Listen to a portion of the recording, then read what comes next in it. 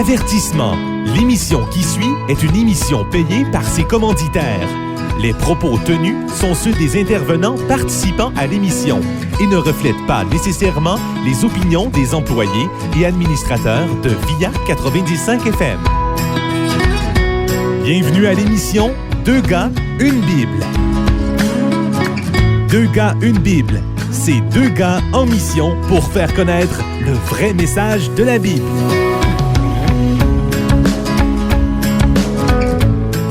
Bonjour à tous et bienvenue à l'émission Deux gars, une Bible avec le pasteur Joël Lapierre et Frédéric Colella. On est vraiment heureux d'animer cette émission avec vous et de vous faire explorer la Bible parce qu'on est deux gars et une Bible.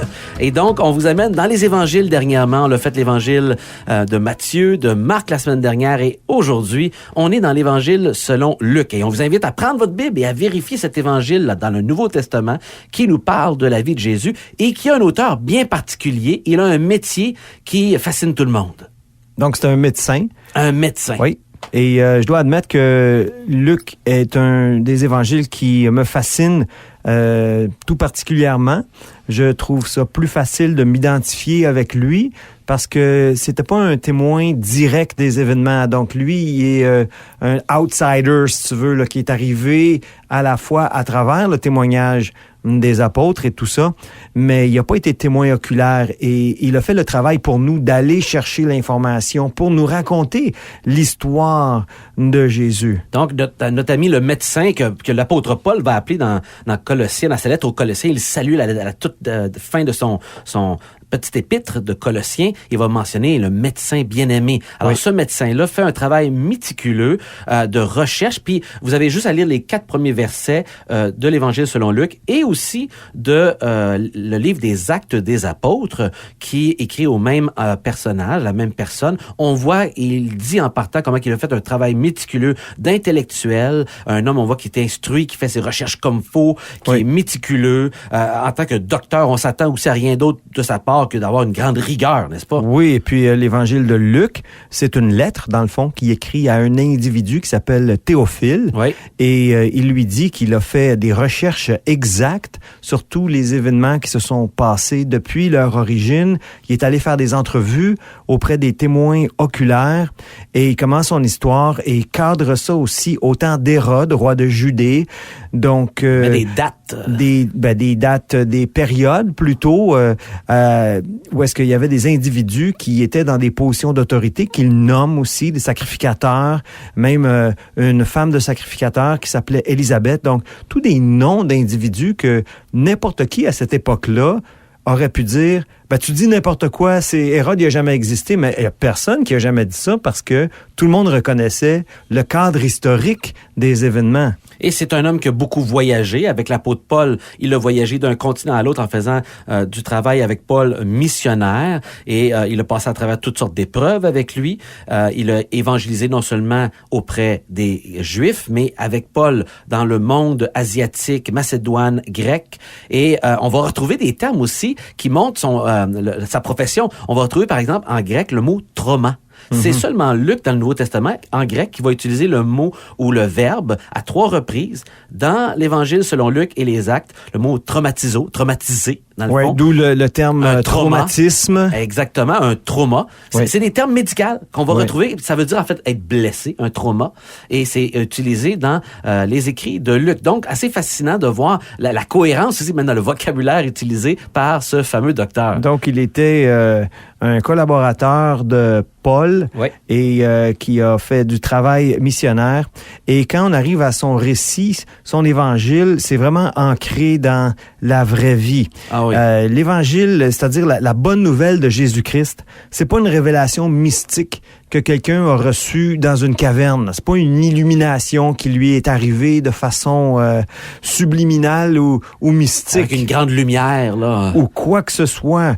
C'est inscrit dans l'histoire et dans la vie de vraies personnes. Et il nous montre Jésus aussi comme un vrai homme, un vrai être humain. Là. Oui, c'est vraiment intéressant comment il montre son humanité et ses langues principal de Luc comme docteur de montrer c'est un vrai homme, Jésus. Il a vécu tout ce que les hommes vivent. Il y avait d'une vie de prière, Jésus. Et même, Luc est celui qui parle le plus de son besoin d'interagir avec son Créateur, de parler dans la prière, de s'arrêter, de se ressourcer, son besoin d'être rempli de l'Esprit Saint. C'est vraiment Luc qui parle le plus de ces aspects-là et également de la grande compassion de Jésus pour les gens faibles, démunis, les gens qui sont mal vus dans la société, qui cadrent pas, les marginaux. Étaient des gens pour qui Jésus avait un grand souci et entre autres, une audience vraiment importante, les femmes, entre autres. On a dit parfois que l'évangile de Luc est l'évangile pour les femmes, parce qu'il y a plus de femmes que n'importe quel autre évangile qui sont adressés dans l'évangile de Luc, même plusieurs qu'on ne retrouve pas dans les autres évangiles. Soulignons aussi que cet évangile-là est la plus longue des 4 évangiles, qui a le plus de versets, même que Matthieu, qui a 28 chapitres, mais les 24 chapitres de Luc sont plus volumineux en termes de mots, etc. Et donc, les femmes sont importantes. Oui, et c'est révolutionnaire vraiment ce qu'on retrouve dans les évangiles concernant les femmes, parce que c'était une époque où est-ce que, sous l'Empire romain et toutes ces cultures-là, où est-ce que les femmes avaient pratiquement pas de droit. La veuve, là, c'était vraiment une situation difficile à l'époque. Il n'y a pas d'aide sociale, il n'y a pas d'assistance du gouvernement, là. Il faut vraiment que tu te débrouilles tout seul. Donc, quand tu perdais ton appui masculin, c'était vraiment difficile. Et aussi, elles étaient souvent mises de côté là, dans la société. Là. C'est vraiment un autre... C'est pas comme aujourd'hui, là. Non, mais Jésus va montrer un souci où il montre qu'il aime les femmes, il connaît leur détresse, leur faiblesse, il les soutient, les comprend, les encourage, les défend, et on peut comprendre sa pertinence dans une audience de culture grecque, contrairement aux Juifs, par exemple, et dont la vision de la femme était différente de celle juive. Et pour notre culture contemporaine, je trouve que c'est un évangile qui cadre bien, justement, sur l'importance que Jésus donne aux femmes dans cet évangile. Donc, Luc nous transmet un épisode dans la vie de Jésus où est-ce qu'un pharisien pria Jésus de manger avec lui. Oui. Et on voit ça dans Luc chapitre 7 au verset 36. Jésus entra dans la maison du pharisien et se mit à table. Et voici une femme pécheresse qui se trouvait dans la ville, ayant su qu'il était à table dans la maison du pharisien, apportant un vase d'albâtre plein de parfums. Elle se tint derrière aux pieds de Jésus. Elle pleurait. Et bientôt, elle lui mouilla les pieds de ses larmes. Je peux m'imaginer la scène ici. Les gens arrêtent de parler. Les gens regardent ça. Le pharisien, plus tard, on voit, il est scandalisé. Si cet homme était vraiment de Dieu, il ne se laisserait pas toucher par cette femme-là. Il devrait le savoir. Une femme pécheresse, c'est une façon de dire que c'était une prostituée, donc une femme de mauvaise vie à l'époque et vraiment mise de côté. Et elle vient à Jésus. Elle pleure, donc il y a quelque chose qui se passe dans sa vie. Elle reconnaît quelque chose en Jésus. Et ce qui est fantastique ici, c'est que Jésus l'accepte. Jésus reçoit son hommage. Et c'est une transaction silencieuse entre elle et Jésus. Et elle vient lui rendre cet hommage. Et en même temps, est en train de reconnaître son besoin d'être lavé, d'être pardonné. Et Jésus lui donne. Et elle le sait. Il y a même pas, ça me fascine cette histoire. Et tout le monde autour, là, le parfum remplit la pièce.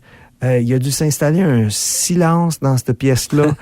Et ce pharisien-là, ses pensées, là, qui dit, s'il savait vraiment quelle sorte de femme, il la laisserait pas faire. On voit là, vraiment, il n'y a aucune compassion, juste une attitude de justice propre, de penser que lui est correct puis elle est pas correcte. Mais dans le fond, c'est elle qui est en train de recevoir l'acceptation de Dieu et pas lui.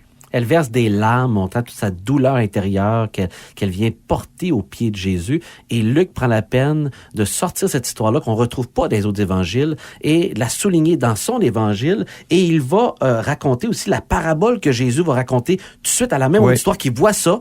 Il raconte une parabole tout de suite, immédiatement après, des 2 débiteurs ou des 2 personnes qui avaient une dette. Et Jésus prit la parole, lui dit, « Simon, j'ai quelque chose à te dire. »« Maître, parle, répondit-il. Un créancier avait 2 débiteurs. L'un avait 500 deniers qu'il lui devait, l'autre 50. » Et là, il va lui poser la question, il pardonne aux 2.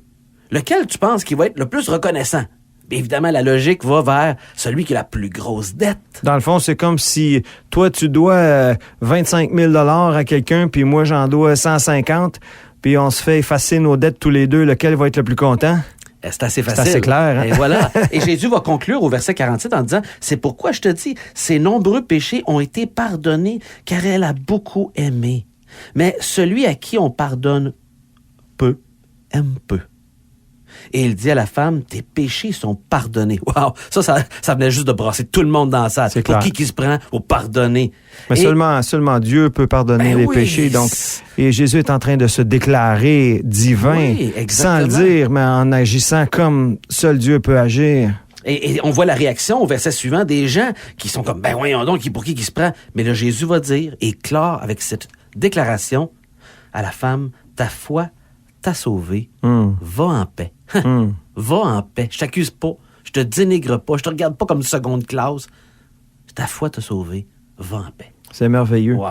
Et aussi, Luc, à la fin de son évangile, va nous rapporter une histoire que seulement lui raconte. Ce sont deux disciples sur la route d'Emmaüs. Et donc, Jésus vient d'être crucifié. Le matin de la résurrection, il y a des témoignages qui arrivent comme quoi il est ressuscité, mais ils croient pas. Et ces deux gars-là, ils se promènent, ils partent de Jérusalem, ils s'en vont vers une ville qui s'appelle Emmaüs, et ils sont tous débinés.